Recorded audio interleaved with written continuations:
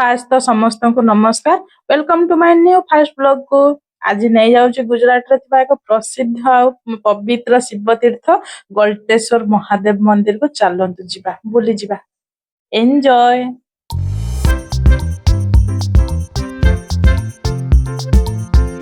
रास्ता गला बेले जो सबुज गछ खोला आकाश तल जो पक्षी मानकर किचिरी मिचिरी शब्द ना बहुत शांति दउची सतरे। आउ ए जो माने हरा भरा सबुज गछ गुड़ा ना मोर मो गाँ कथा बहुत मने पड़ुची सीरियसली।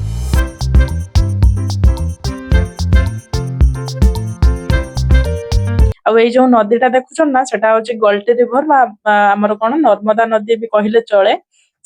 आउ आमे हम लोकेशन रे भी पहुंची गलु हला। आमे एंट्री एबे नहीं जिबा तापरे देखौची यार खासियत कोन म आपन मनकु देखौची कहूची।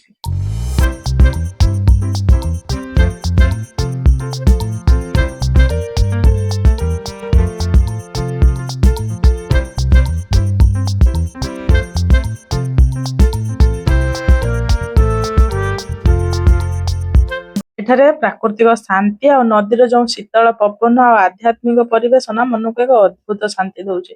एई मंदिर आकर्षणीय कोन कोन तो 62 फीट रे थिबा माने महादेव को प्रतिमूर्ति आउ इंडिया फेमस 12 ज्योतिर्लिंग। बस एई मंदिर रो खासियत होची एतिकी। आपण माने देखंतु और एन्जॉय करंतु। एन्जॉय।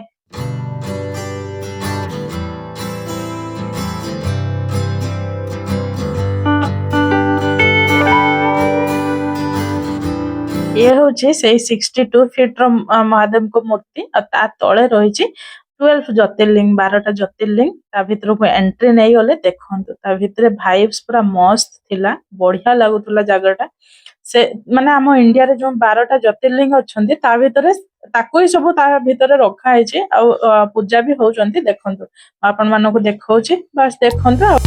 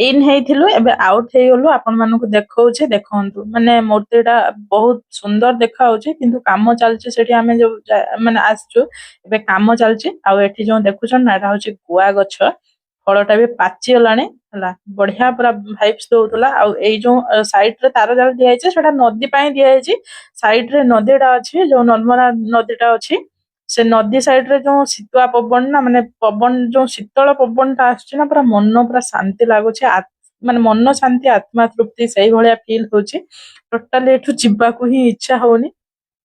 आ एमती बुली बुली हम हमरो टियो फोटो फोटो शूट कर देलु शूट कर सारला परे देखंतु आ ए जो घंटीटा टंगा हैछ ना से घंटीटा पाखा कि 2 फीट पाखा कि हबो आ एते ओजन थिला बाप रे मु से घंटीटा बजिया को ट्राई करली किंतु बाजिलानी बहुत कष्ट रे ताको बजेछि।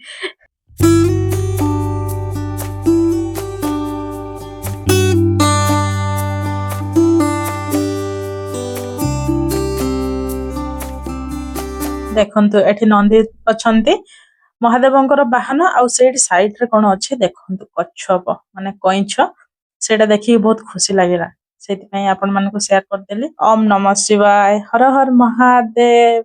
ए मंदिर को आसी कि गोटे जिंस फील हैला से जिंसटी होजे मु कहूची सुनंतु। नीलकंठ त्रिशूलधारी डांबुरुधारी ध्यानमग्न मुद्रा रे महादेव साक्षात कैलासरु अवतरितला भलिया लागुछन।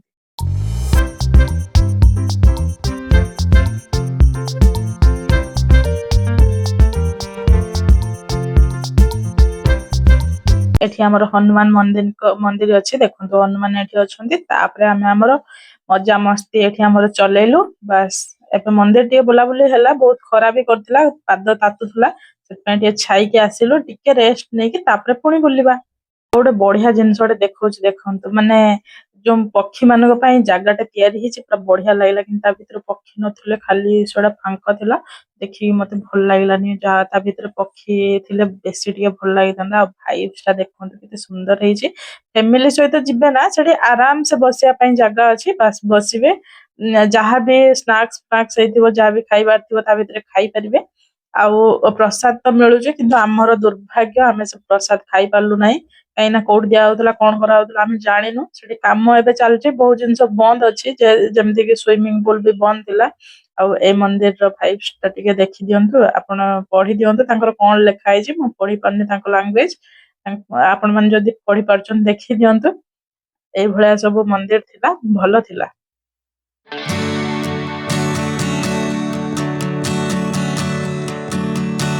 ଏଠି ଏବେ ବେଶୀ ଲୋକ ନାହାନ୍ତି, ଅଳ୍ପ ଲୋକ ଅଛନ୍ତି।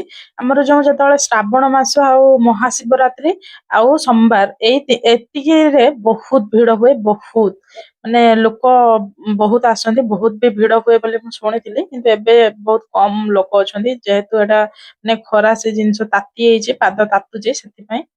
ଆଉ ଏନ୍ଜୟ ଏଇ ଜିନିଷକୁ।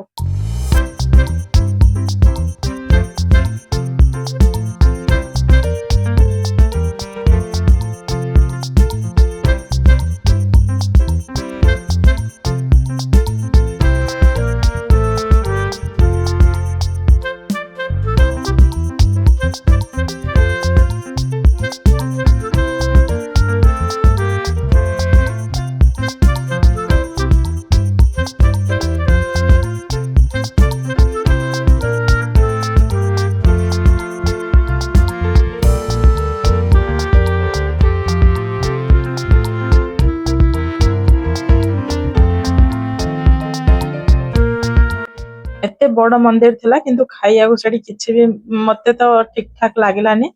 କାହିଁକି ନା ଦେଖୁନାହାନ୍ତି କୋଉଥିରେ ଦେଇଛନ୍ତି, ଟମାଟୋ କେଚପ ଜଗ ରେ। ହସ ଲାଗୁଛି ସିରିୟସଲି, ଜଗ ରେ ଦେଇଛନ୍ତି ଟମାଟୋ କେଚପ। ମୁଁ ବ୍ରେଡ ଚପ୍ ଖାଇଲି, ଆଉ ସେ ତାଙ୍କର ଆଣିଥିଲେ ମଞ୍ଚୁରିଆନ, ସିଏ ବି ସେଟା ବି ଖାଇଲେ, ମୁଁ ବି ସେଇଥିରୁ ଖାଇଥିଲି। କିନ୍ତୁ ବ୍ରେଡ ଚପ ରେ ଜଗ ରେ ଟମାଟୋ କେଚପ ଦେଖିକି ବହୁତ ହସ ଲାଗିଲା। ଯାହା ବି ହଉ, ପେଟ ଟିକେ ଟିକେ ପୁରିଗଲେ ଟେଷ୍ଟ ଭଲ ଲାଗିବ। ଆଉ ମଞ୍ଚୁରିଆନ ର ଟେଷ୍ଟ ପୁରା ଫାଲତୁ ଥିଲା। କେହି ବି ଗଲେ ସେଠିକି ଦୟା କରିକି ସେଠି କିଛି ଖାଆନ୍ତୁନି, ଆପଣ ମାନେ ସାଙ୍ଗରେ ନେଇକି ଯାଆନ୍ତୁ। କାହିଁକିନା ସେଠି ବହୁତ ଫାଲତୁ ଟେଷ୍ଟ ଥିଲା, କିଛି ବି ଟେଷ୍ଟ ଭଲ ନଥିଲା। ତାପରେ ଯୋଉ ମାଉସୀଙ୍କ ପାଖକୁ ଭାବିଲି ଆସିଲି, ମକା ଗୋଟେ ଖାଇକି ଭଲ ଲାଗିବ, ଟିକେ ପେଟକୁ ଶାନ୍ତି ମିଳିବ, କିନ୍ତୁ ସେ ମକାର ଟେଷ୍ଟ ଆହୁରି ଖରାପ ଥିଲା। ଯେତେ ଜୋରରେ ଭୋକ ଲାଗିଥିଲା, ସେତେ ସ୍ପିଡ ର ଭୋକଟା କମିଗଲା। ତେଣୁ ଘରେ ଯାଇକି ଆମେ ଖାଇବା। ଆଉ ରାସ୍ତାରେ ଗଲାବେଳେ ମୁଁ ଆପଣଙ୍କୁ ଦେଖଉଛି, ଦେଖନ୍ତୁ କଣ ଦେଖଉଛି। ସେଠି ଦେଖିଥିଲେ କଇଁଛ, ଏଠି ବି ଦେଖିଲେ। ଦିଟା କଇଁଛ ଥିଲେ, ଗୋଟେ ଡରିକି ପଳେଇଲା, ଆଉ ଗୋଟେ ଥିଲା। ଦେଖାହବ ଗୋଟେ ନୂଆ ବ୍ଲଗ ରେ। ସେତେ ପର୍ଯ୍ୟନ୍ତ